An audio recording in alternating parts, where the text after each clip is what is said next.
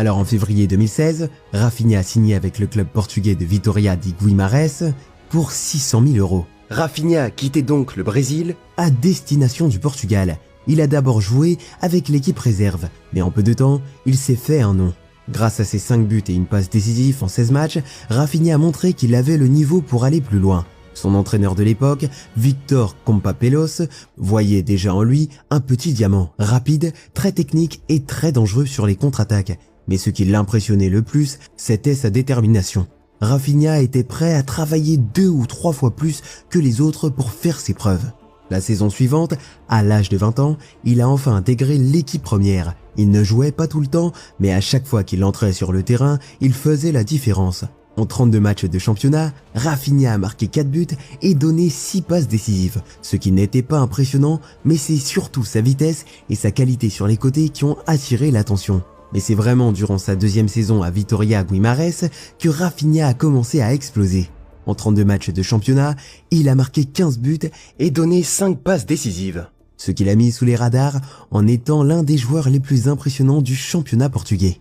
Mais ce qui va lui permettre de se faire un nom en Europe, ce sont ses performances exceptionnelles en Europa League, face à Marseille et Leipzig surtout. Ces matchs lui ont attiré l'attention des recruteurs et ont augmenté sa valeur marchande qui est passée de 250 000 à 6,5 millions d'euros. Même si la plupart des joueurs auraient été contents de s'arrêter là, Rafinha n'avait pas encore fini. Il savait qu'il était fait pour faire des choses bien plus grandes. C'est à ce moment-là que Rafinha a fait un gros pas dans sa carrière. En 2018, le Sporting CP a dépensé 6,5 millions d'euros pour un jeune ailier brésilien inconnu mais prometteur du Vitória Guimarães. Un transfert qui a été initialement très peu remarqué. Mais le Sporting savait exactement ce qu'il faisait.